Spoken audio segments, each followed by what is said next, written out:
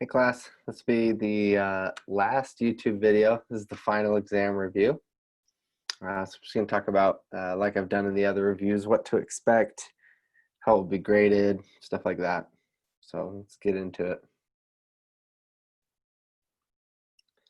All right, so kind of an overview here. So the final exam will be on Learning Suite, just like all of the other exams have been. It'll be, this time it's going to be a Wednesday and a Thursday. All the exams up to this point have been Monday through Tuesday. These ones will be Wednesday through Thursday, August 12th through 13th. Those are our final exam days. So open 2 days, just like the other exams. Other exams have been. Okay, so here's how the final exam is structured. So we had 5 lectures after exam 3.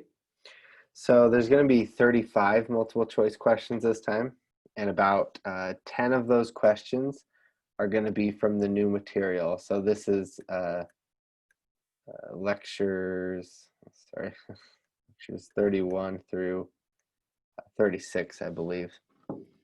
Okay, all the material from after exam 3.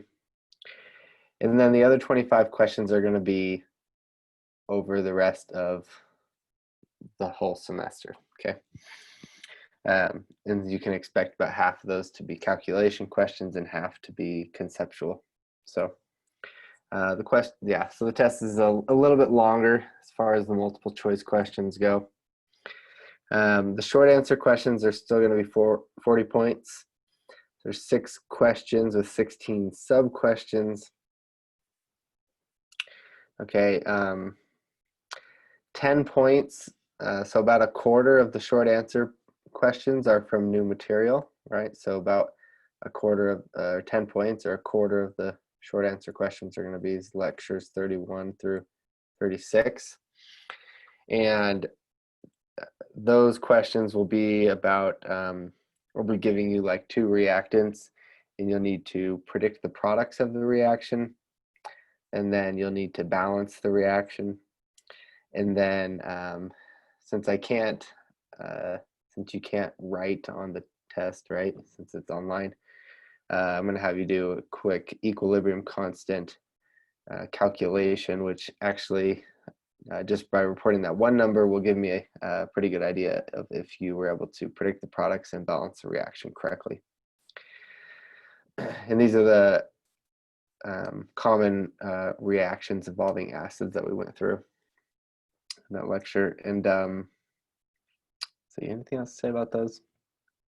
Oh yeah, be aware of the states, right? So whether something is a solid or aqueous or liquid or gas, and what things are actually included in the equilibrium constants, right? So solids and liquids we don't include in the equilibrium constant expressions. Okay. All right. Again, you can use the equation sheets that are on the exam info tab under content on Learning Suite, and you can have a calculator. And the rules are all the same. No notes, no help from a neighbor, no help from anything except for the equation sheets. And you can have some scratch paper and a calculator and a pencil. That's it. Take it by yourself in one sitting. You can't close the tab and come back and stuff like that. Okay, so all right, sounds good. Okay, so reviewing what you need to know from the newest material. So this is since exam 3. We've learned that water is amphiprotic, so it can act as an acid or a base. We talked about Kw, right? Kw is the equilibrium constant for this reaction of water, and how Kw equals 1 times 10 to the negative 14. And we also talked about how you can rearrange this equation here so that you can convert between hydronium and hydroxide concentrations using Kw, right? Kw is this number right here. Okay. All right. pH was a big topic. I would recommend focusing quite a bit on this on pH, solving pH problems.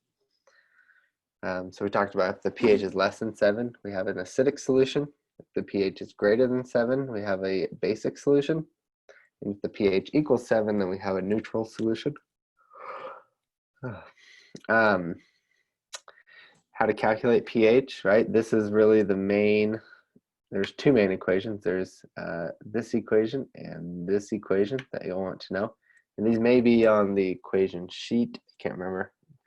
I would always recommend as you're studying for the final and stuff to print out the equation sheets so that you know what's going to be given to you on the test and or what you might have to memorize for the test. So those equations are big. These ones you can memorize, but you really don't need these. There's always a way to just use these two equations, unless you're asked for the POH. If you're asked for the POH, then yeah, you should know this equation. Okay. Okay, pH from the OH minus, right? So how do you get, we know pH equals the negative log of the hydronium concentration. So what if the problem gives you hydroxide concentration? Well, you need to use this equation to convert from hydroxide. Oh, sorry, I keep yawning. Convert from hydroxide concentration to hydronium concentration, and then you can plug it into this pH equation to get the pH.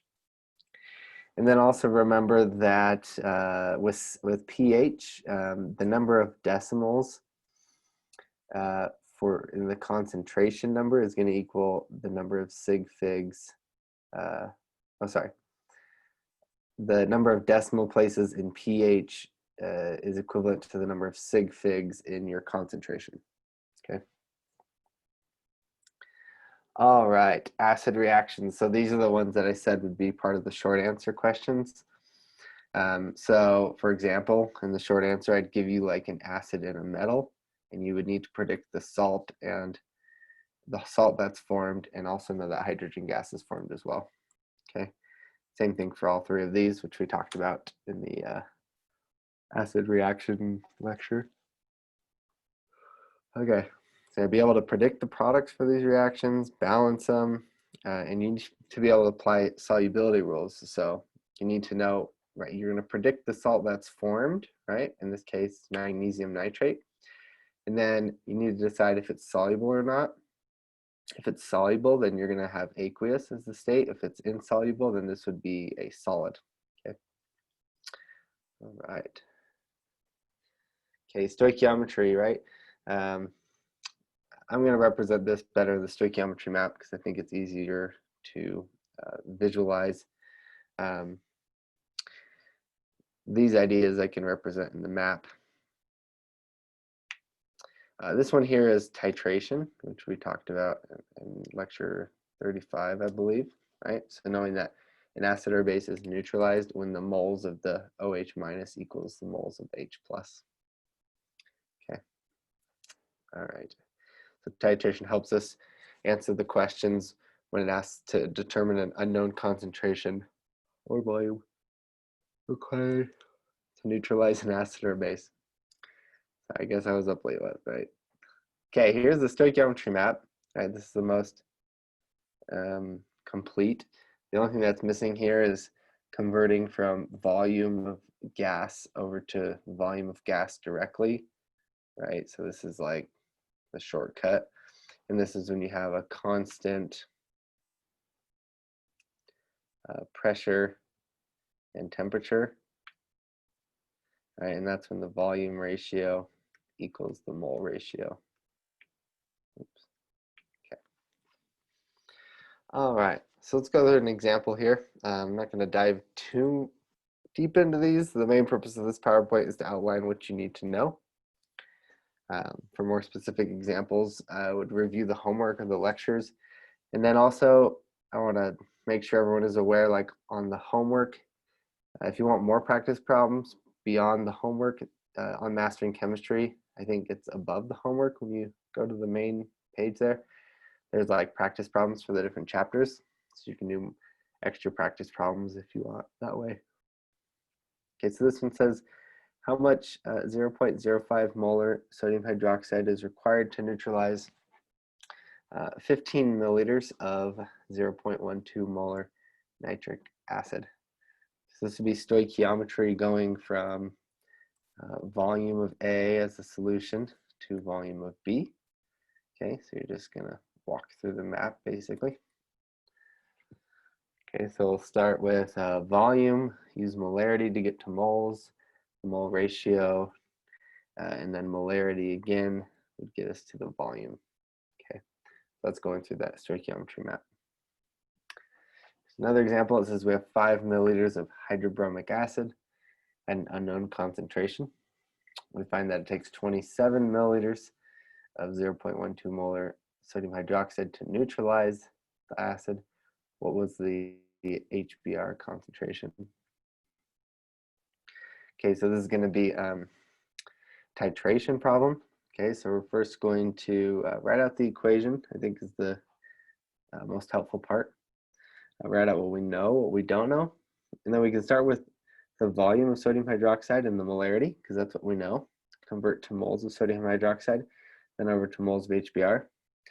And this is where you then divide by the volume of the acid, and you get the concentration that you're looking for. Okay, so these, hopefully you've seen this process before. Other titration problems. The only difference here between this and the problem before this one is that instead of using molarity, you're using volume here to get to molarity. So just a slight difference at the end there. Okay, so pH versus pKa. So how to know if something is mostly protonated or deprotonated, right? And so remember, when the pH equals the pKa of an acid, you have about 50% acid, 50% conjugate base. If the pH is less than the pKa, you're gonna have mostly the acid. If the pH is greater, you're gonna have mostly the deprotonated form of the acid or the conjugate base, right? Those are the same thing. So here's an example problem that you might see for this. It says human blood has a pH of 7.4. Figure out which form of carbonate is most common at this pH. Right, so for these, I like to draw the chart like this. We're starting with carbonic acid,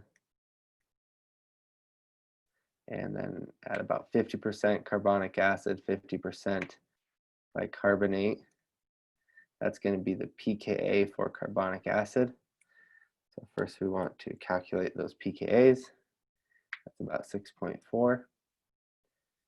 And then we have 50% 50% bicarbonate, 50% carbonate. It's going to be the pKa for bicarbonate, which is about 10.3. Right, and then you can say at about 7.4, which is the pH of the blood, we're going to have mostly bicarbonate with a little bit of carbonic acid. Okay. All right, buffer solutions.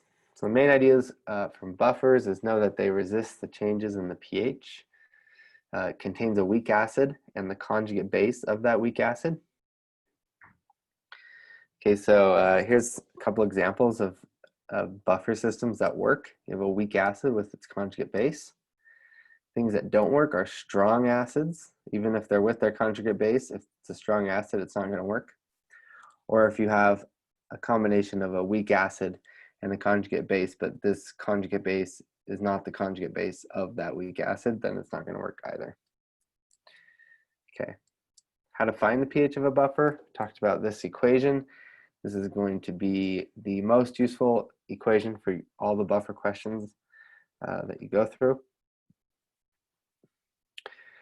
And then also choosing a weak acid for buffer. We talked about how buffers have a range of about ±1 of their pKa is the pH at which they can act effectively buffer. Okay, so you want to find a weak acid with the pKa as close to the desired pH as you can for those questions. Okay, so that really covers the new material through those last 5 lectures that weren't on exam 3. Now going back to the beginning of the semester, some of this stuff might seem foreign, but a lot of it, you know, you just kind of, you used as we went along. So hopefully it's not too much reaching back. Things like radioactivity and stuff, are things that you probably have totally forgotten at this point.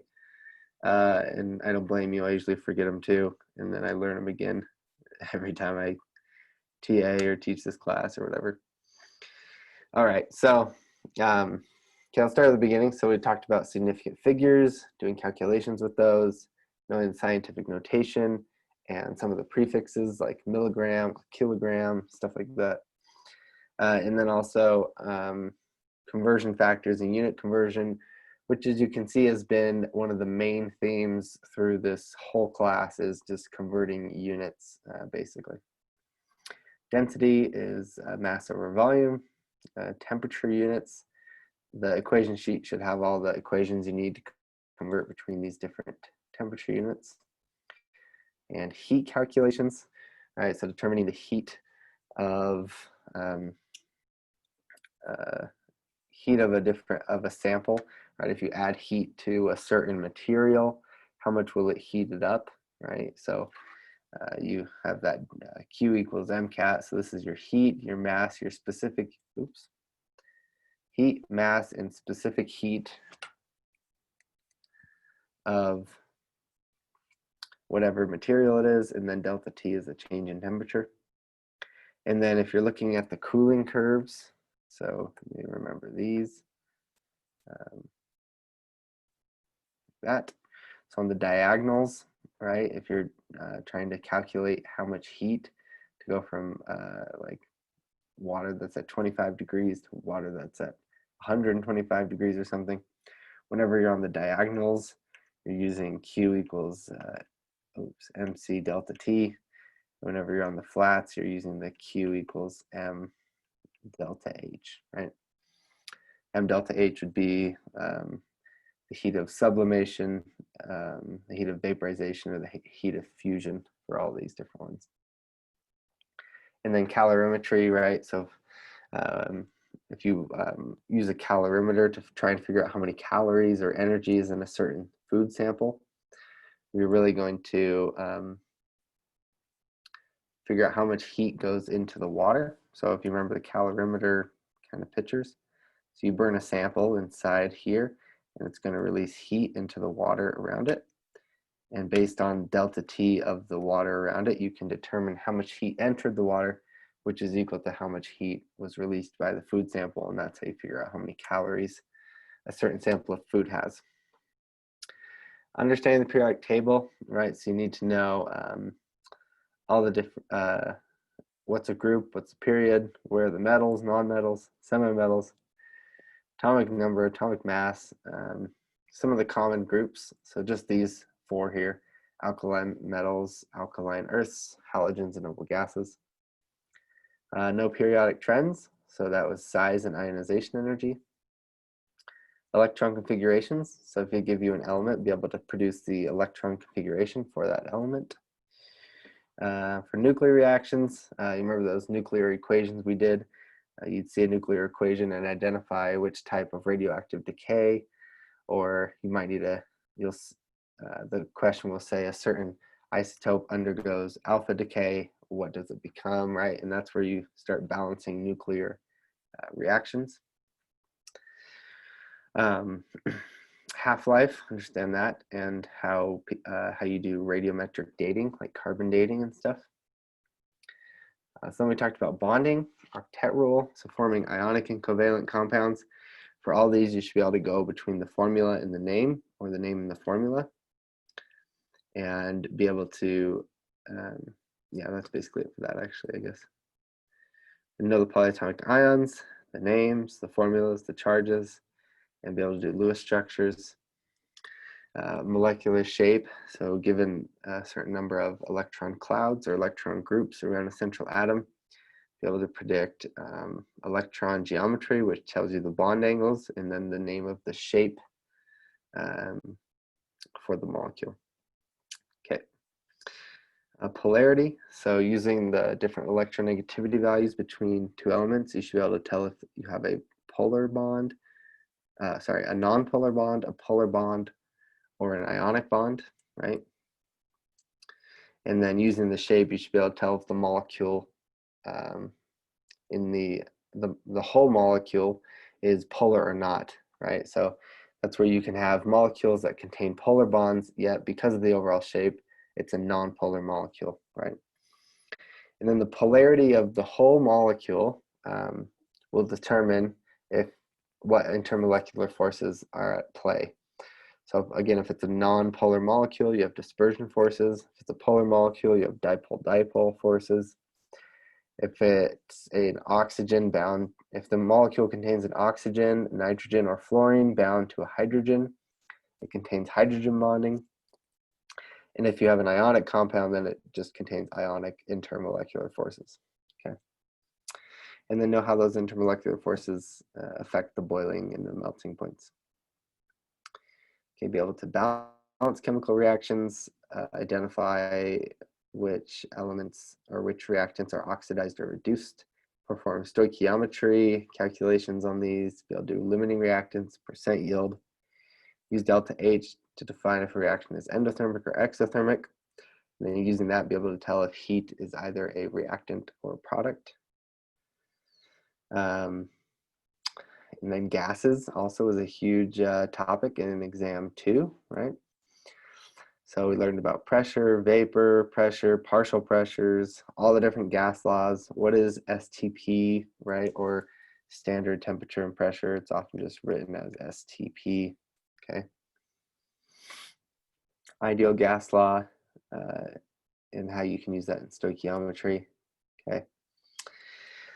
And then moving into exam 3, we got into solutions. So understand what a solute is, what a solvent is, what is a saturated solution versus unsaturated.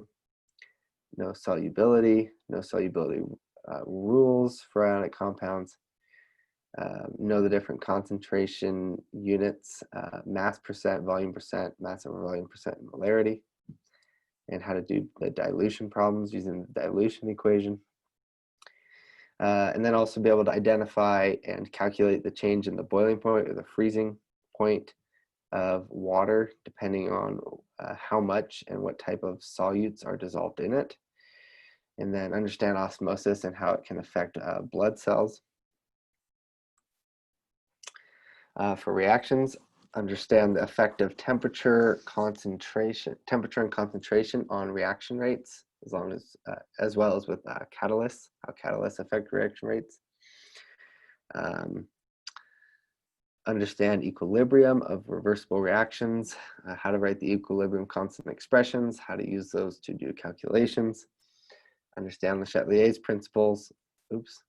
So when a reaction's at equilibrium, if you add or remove product or reactant, if you change the volume, if you add a catalyst, if you add heat or remove heat, right? How do all those things affect the equilibrium concentrations for different reactions?